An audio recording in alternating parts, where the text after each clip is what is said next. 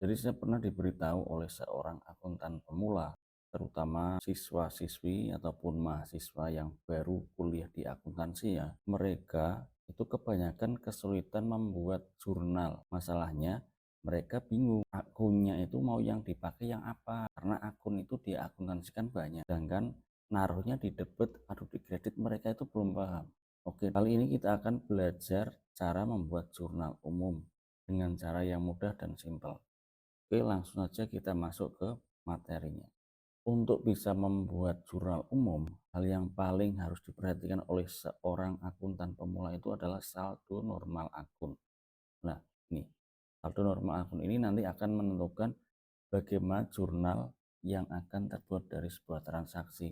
Oke, langsung kita masuk saja ke contoh transaksinya dan langsung kita akan praktek membuat jurnal umum. Kasus Ruben Teknik, kemarin kita sudah membuat persamaan dasar akuntansi dari kasus Ruben Teknik ini dan nanti kita akan membuat jurnal umum dari kasus Ruben Teknik ini juga. Oke, dari tanggal yang pertama, Ruben menanamkan uangnya sebesar 40 juta rupiah ke dalam perusahaan. Jadi yang pertama ada uang ya. Nah, di sini kita lihat di kolom akun. Uang itu diwakili oleh akun kas. Kas termasuk harta atau aset. Kita masuk ke pohon akun tadi. Sekarang kita lihat saldo normalnya.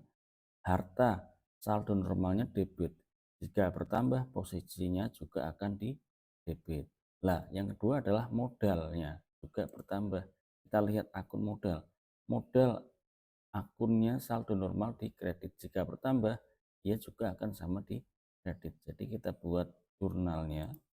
Yang pertama tanggal 1 ya. Debitnya kas, sedangkan kreditnya adalah modal. Jumlahnya berapa? Jumlahnya adalah 40 juta rupiah. Jangan lupa dikasih dalam rupiah. Ini yang pertama ya. Jadi kasnya bertambah, modal juga bertambah. Ingat-ingat, jadi hal yang paling krusial untuk membuat jurnal adalah saldo normal akun. Ini harus benar-benar diingat-ingat oleh akuntan pemula. Oke, sekarang soal yang tanggal 2. Menerima kredit dari bank. Jadi bengkel Ruben Teknik ini menerima kredit dari bank. Otomatis ya uangnya bertambah ya. Uang bertambah. Kita lihat di sini. Uang itu diwakili akun kas termasuk dari harta. Harta bertambah, otomatis posisi di debit. Yang kedua tadi dapat utang dari bank. Utangnya otomatis juga bertambah. Utang posisi di kredit saldo normal. Jika bertambah, posisinya di kredit. Jadi kita masukkan lagi di sini tanggal 2, kasnya bertambah, nominalnya adalah 90 juta. Oke, ini juga 90. Oke, ya akuntansi harus logikanya harus jalan ya. Makanya jangan lupa logika harus jalan dengan logistik. Makanya kalau belajar akuntansi itu sambil ngemil, sambil minum. Mumpung belajarnya di YouTube. Kenapa?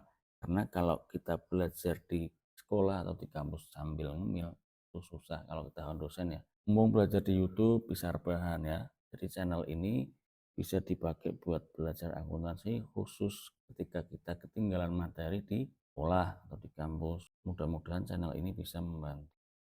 Oke, next berikutnya tanggal 8. Membeli peralatan bengkel 75 juta secara tunai. Oke, di sini membeli peralatan tunai. Ada dua hal yang berhubungan. Yang pertama peralatan. Peralatan ketika dibeli otomatis bertambah kan ya. Nah, sedangkan peralatan itu sendiri, peralatan masuk ke akun mana sih? Kita coba di harta lancar. Oke, harta lancar. Peralatan masuk ke akun harta. Peralatan ketika bertambah otomatis posisinya di debit. Nah, berikutnya tadi belinya menggunakan uang tunai. Uang tunai itu juga termasuk akun harta. Uang ketika dipakai buat beli otomatis berkurang. Jadi uangnya posisinya diwakili dengan akun kas di kredit. Jadi jurnalnya seperti ini. Coba tanggalnya dulu tadi. Tanggal 8 75 juta. Oke. 8 peralatan bertambah di posisi debit. Terus kreditnya nominalnya 75. Oke, ketemu. Kalau masih ada yang kurang dipahami boleh tulis pertanyaan di kolom komentar, nanti saya jawab. Oke, berikutnya tanggal 11. Perusahaan membayar kontrak sewa bengkel 3 juta untuk 1 tahun. Membayar kontrak sewa ya. Ini bayarnya di depan ya, bayarnya di depan. Karena ini bulan Februari tanggal 11 ya. Bayar di depan atau di muka, tapi untuk 1 tahun ke depan. Otomatis ketika kita sudah bayar duluan, bengkelnya sudah menjadi ibaratnya harta bagi kita. Beda dengan bayarnya di belakang. Jadi kita lihat akunnya, sewa dibayar di muka ya, bukan beban sewa karena bayarnya di awal. Beda dengan bayarnya kalau di akhir. Oke, kita lihat di sini. Sewa dibayar di muka masuk akun harta. Oke, lanjut ke sini. Tadi bayar sewa. Di tanggalnya kita lihat. Tanggalnya tanggal 11. Sewa dibayar di muka. Oke, bayarnya menggunakan uang. Otomatis kasnya berkurang. Kas berkurang di sisi kredit. 3 juta ya. Memang kalau akuntan pemula itu harus belajar pakai logika seperti ini.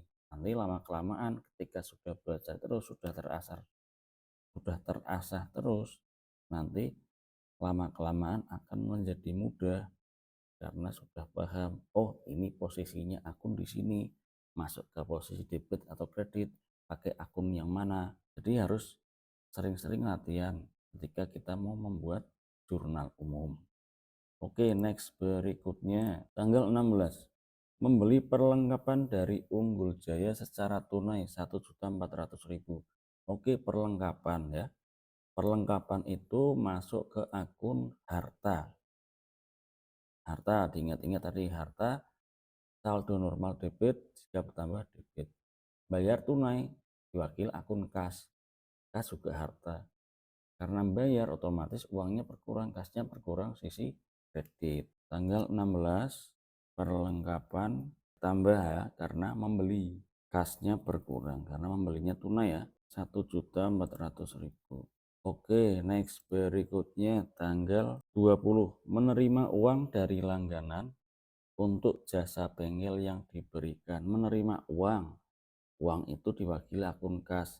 Kas termasuk dari harta. Kas termasuk dari harta. Nah, menerimanya dari pelanggan otomatis menjadi penerimaan pendapatan. Coba pendapatan sisi normal di kredit, kalau bertambah posisinya juga di kredit. Jadi jurnalnya coba kita lihat dulu tanggal 20 52 juta. Oke. Tanggal 20 kasnya bertambah, pendapatan juga bertambah. Nominalnya 52 juta. Oke, sekarang next tanggal berikutnya 21 membeli perlengkapan berupa oli, air aki, mur, baut dari Ohara Autosport dengan cara kredit. Perlengkapan tadi perlengkapan termasuk akun harta ya. Dengan cara kredit otomatis utangnya bertambah karena kredit. Harta bertambah, utang bertambah. Oke. Tanggal 21 6 juta. Perlengkapan, utang, kredit 6 juta. Oke, sambil dimakan jajannya, diminum-minumnya, minumannya boleh rebahan ya karena kita belajar di YouTube. Hanya belajar lewat YouTube kita bisa belajar. Hanya belajar lewat YouTube kita bisa rebahan sambil mendapatkan ilmu. Yang penting jangan ngantuk dan tetap konsentrasi. Oke, next berikutnya tanggal 23. Pemakaian perlengkapan. Nah, pemakaian perlengkapan ini otomatis perlengkapannya dipakai. Soal ini sebenarnya termasuk dalam soal penyesuaian ya. Nanti akan kita bahas di bab penyesuaian, khusus transaksi penyesuaian. Nah, ini biar tahu aja dulu. Perlengkapan dipakai otomatis perlengkapannya berkurang. Perlengkapan termasuk harta. Harta berkurang jadi di sisi kredit. Nah, tinggal nyari debitnya. Ini tanggal berapa tadi? Coba 3.500.000 23. Oke, perlengkapannya 3.500.000.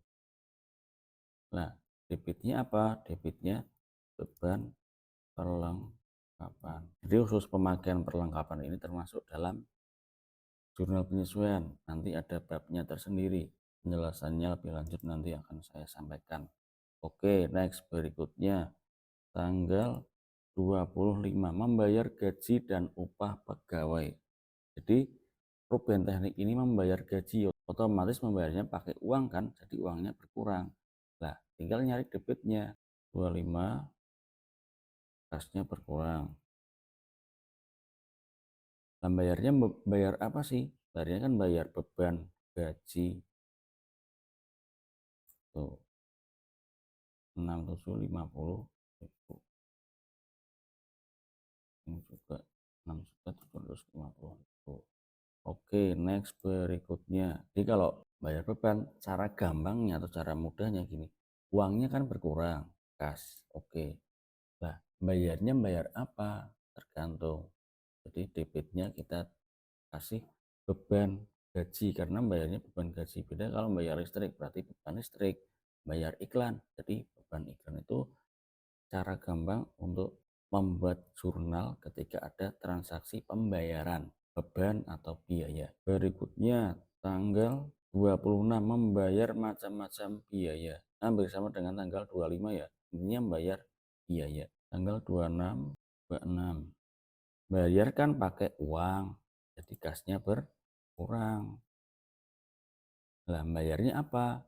Bayar beban macam-macam kita pakai akun beban rupa. Nah itu jumlahnya 2.250.000. Next, tanggal 28. Membayar kepada bank 5 juta untuk pembayaran angsuran pinjaman dan 1 juta untuk membayar bunga pinjaman. Bayar utang bank sama membayar beban bunga. Ini adalah pembayaran bunga pinjaman. Jadi membayar beban bunga. Yang pertama membayar utang dulu, yang kedua membayar beban bunga. Oke. Tanggal 28. Utang bank. Coba kita cek di akun. Ini ya. Utang bank otomatis masuk kategori akun utang. Utang ketika dibayar otomatis kan jadinya berkurang. Jadi nanti utang bank posisinya di debit, beban ya tadi. Oke, kita kasnya dulu ya. Kas karena buat bayar. Terus yang berikutnya utang bank. Terus beban-beban ya sama seperti yang tadi. Uangnya berkurang ya. Tinggal bayarnya buat apa? Beban apa sih? Beban bunga. Sekarang jumlahnya, nominalnya yang utang bank 5 juta, yang beban bunga 1 juta. Oke, kasnya berapa? Tinggal dijumlahkan aja. Udah 6 juta rupiah. Ini khusus transaksi 28. Kita menggunakan 3 akun karena tadi ada 2 yang dibayar, utang bank dan beban bunga. Oke, berikutnya transaksi tanggal 28 yang kedua. Penyusutan peralatan bengkel sebesar Rp1.900.000. Nah, ini sama dengan yang tanggal 23 ya, termasuk juga dalam transaksi penyesuaian. Nah, khusus transaksi penyesuaian penyusutan peralatan atau penyusutan aktif tetap, jurnalnya adalah debitnya beban penyusutan, tergantung penyusutannya apa. Sedangkan kreditnya akumulasi penyusutan apa.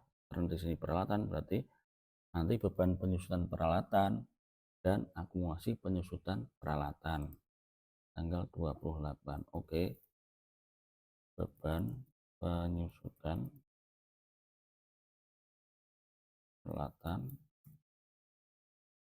akumulasi penyusutan